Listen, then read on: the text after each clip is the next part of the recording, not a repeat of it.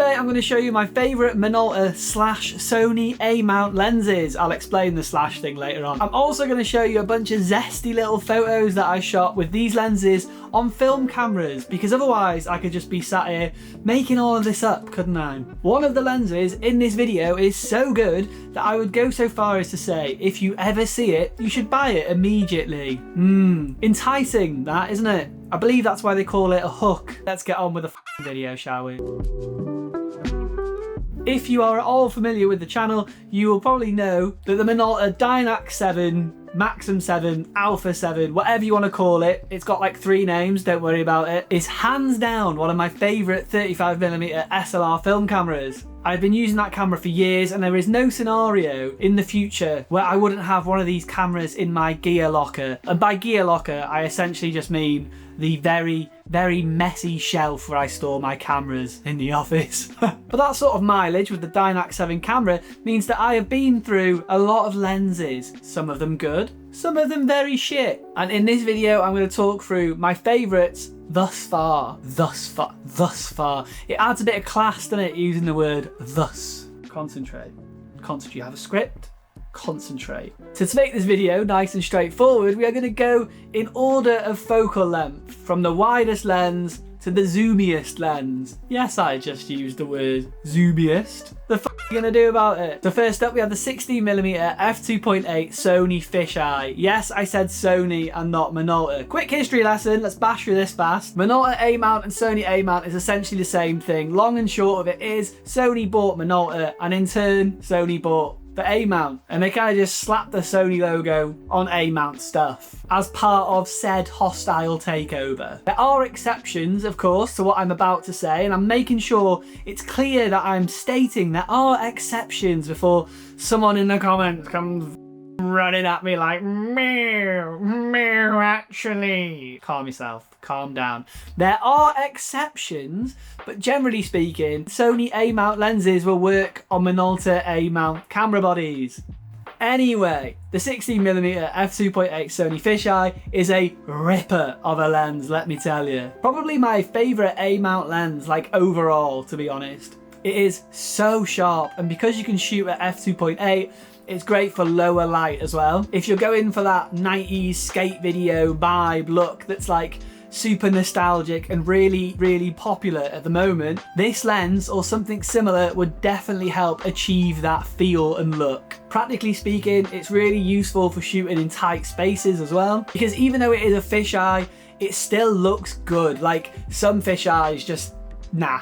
If you set this lens up for center focus on a decent A-mount camera body that has good autofocus, it will not miss. It will not miss. And if it does, that is definitely user error and not the camera. I'm looking at myself here, of course. Honestly, I just love the fisheye look. I know it's like a love it or hate it sort of thing, but I do really love it. To the extent that I have a fisheye for like every camera system that I own. I think there's a real flavour to it. Alright, next up we have the Sigma 24mm f2.8 prime lens. For your everyday sort of photography, this is my go-to lens. It pretty much just lives on the front of my camera. If I am shooting what I would refer to as walk in the room and get a shot work, like an event or a wedding or something like that, this is always the lens that starts off on my camera. This is the lens I use to get my like safety shots before I get more creative. It's nice and snappy, and it's super light as well. Like it has a really low profile on the camera, and because it's a prime lens,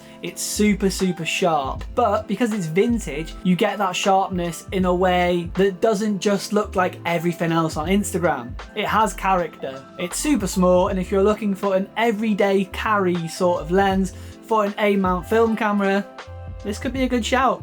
So next up we have the Minolta 7E210 f4, also known as the beer can lens because apparently it looks like a beer can.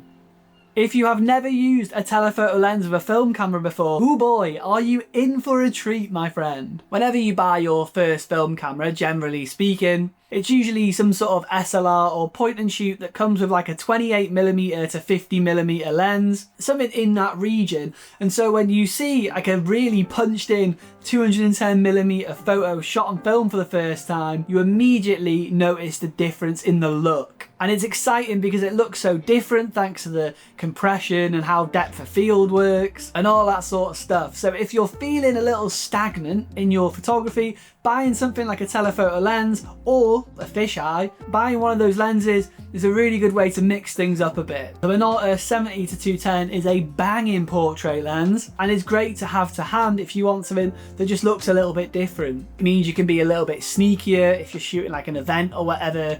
You can shoot from further away and get those really nice candids. Or if you're in a tighter space, it forces you to really focus on something, like you have to pick out a composition and commit to it. All those sorts of things that kind of push you to use your photography skills in like a slightly different way to usual can only ever be a good thing. And this is the lens that I mentioned right at the start of the video when I said that one of these lenses should be an immediate buy if you're like out and about and you see it on a nice cheap deal or something. This one is worth picking up if you've never used one of these before. It's also great for making super immature jokes with, which obviously massively appeals to me. And there we have it. Those are my favourite Minolta A-mount lenses. Go forth and buy them if you want to, or don't. I am not your mum. I'm not going to tell you what to do. But if you are looking for some lenses, these might be some good options. If you have any more recommendations for Minolta A-mount or Sony A-mount lenses, then please do feel free to leave them in the comments so that anyone who comes across this video looking for lenses, you might be able to help them out. That would be really cool if you would do that. And also, if you have shot with any of these lenses yourself, feel free to leave a comment just talking about your experiences. Thank you. I appreciate you. Anyway, that is me. Thanks for checking out the video. I hope you enjoyed it.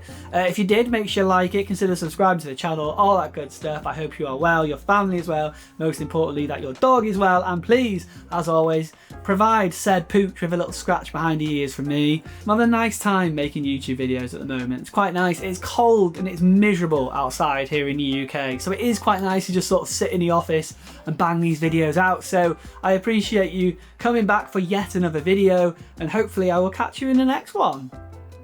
Peace.